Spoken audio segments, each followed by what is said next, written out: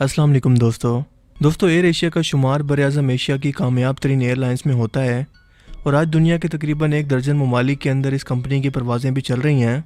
लेकिन आप इसके बारे में ये जानकर हैरान हो जाएंगे कि आज से तकरीबन 10 साल पहले इस एयरलाइन को सिर्फ 25 सेंट यानी पाकिस्तानी तकरीबन 40 रुपये के अंदर ख़रीदा गया था।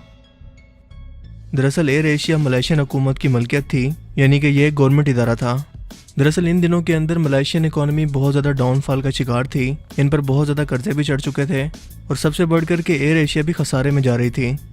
सो मलेशियन हुकूमत ने सोचा कि क्यों ना इस इदारे को फ़रोख्त कर दिया जाए ताकि कम से कम एयर एशिया से अगर इनको प्रॉफिट नहीं आ रहा तो ये खसारे से तो बच जाएँ।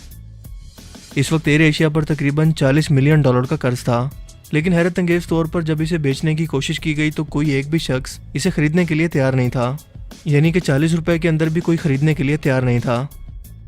लेकिन मलेशिया की एक मशहूर कारोबारी शख्सियत टोनी फर्नांडिस ने ये रिस्क लेने का सोचा।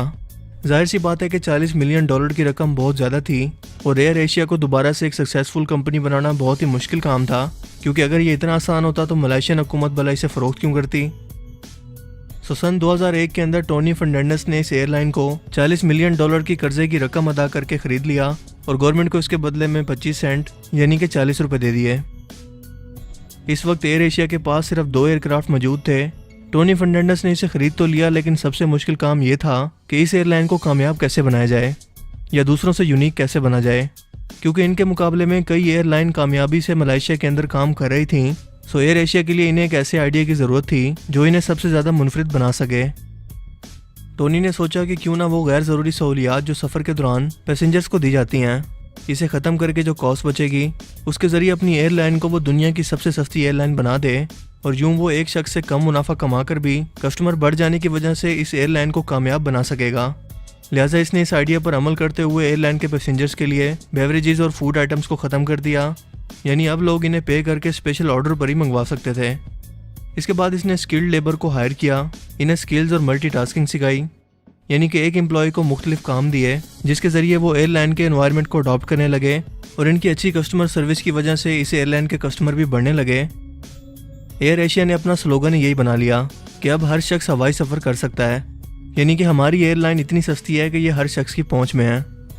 इसके बाद देखते ही देखते एयर एशिया के कस्टमर इतने बढ़ने लगे कि टोनी ने सिर्फ 1 साल के अंदर ही एयर एशिया का तमाम कर्जा चुका दिया और इसे दुनिया की सबसे सस्ती एयरलाइन बनाने का ख्वाब पूरा हो गया।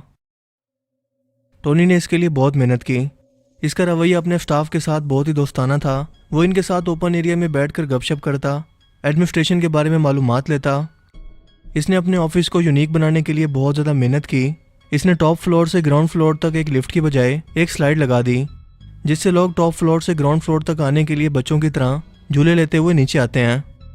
लोगों को इंतज़ार की तकलीफ ना उठानी पड़े, इसलिए यहाँ पर रिवायती गेम्स भी मौजूद हैं। इसके अलावा स्टाफ के लिए एक ब्यूटी सैलून, मेडिकल एरिया और आम पब्लिक के इस्तेमाल के लिए एक जिम भी मौजूद है। ये सब वो काम थे जो कस्टमर को अट्रैक्ट करने के लिए और ख़ुद को यूनिक बनाने के लिए टोनी ने ख़ास तौर पर किए। टोनी ने अपनी एयरलाइन का नारा अब हर कोई परवाज़ कर सकता है मुंतखब किया और मुनासिब दामों में बेहतरीन खिदमात फराहम करके इस नारे को सच भी साबित कर दिखाया। आज ये एयरलाइन दुनिया के 15 से ज़्यादा ममालिक में 100 से ज़्यादा शहरों तक उड़ान भरती है, जिसमें से बहुत सारी परवाज़ें इसकी मादर कंपनी भी चलाती हैं। गुज़श्ता साल दिसंबर में एयर एशिया की परवाज़ QZ8501 की तबाही के बाद इस एयरलाइन का नाम खबरों के अंदर मौजूद बहस बना रहा, लेकिन असल में ये त्यारा एयर एशिया की साथी कंपनी इंडोनेशिया एयर एशिया की मलकियत था। इंडोनेशिया के शहर सराबाया से सिंगापुर रवाना होने वाली इस परवाज़ के हादसे में 150 से ज़्यादा लोग मारे गए थे। टोनी ने इस बात को सच साबित कर दिखाया कि अगर इंसान को अपनी मंजिल का पता हो और वो पूरे दिल से प्लानिंग के साथ इस पर मेहनत करे तो कुछ भी इम्पॉसिबल नहीं है, और एयर एशिया इसकी सबसे ज़िंदा मिसाल है।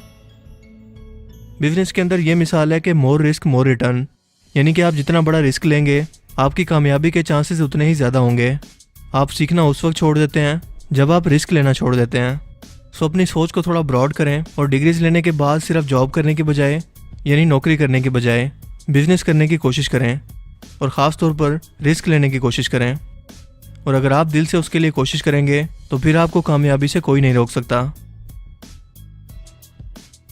आई होप कि आज का ये वीडियो आपको पसंद आया होगा और इससे नया कुछ जानने को मिला होगा। अगर आपको ये वीडियो अच्छा लगा तो इसे लाइक कीजिए और मज़ीद इस तरह की इन्फॉर्मेटिव वीडियोस के लिए इस चैनल को ज़रूर सब्सक्राइब करें। अब मैं मिलूँगा आपसे एक नई इंटरेस्टिंग वीडियो में। तब तक के लिए अपना बहुत सा ख्याल रखिएगा। Thanks for watching this video. अल्लाह हाफिज़।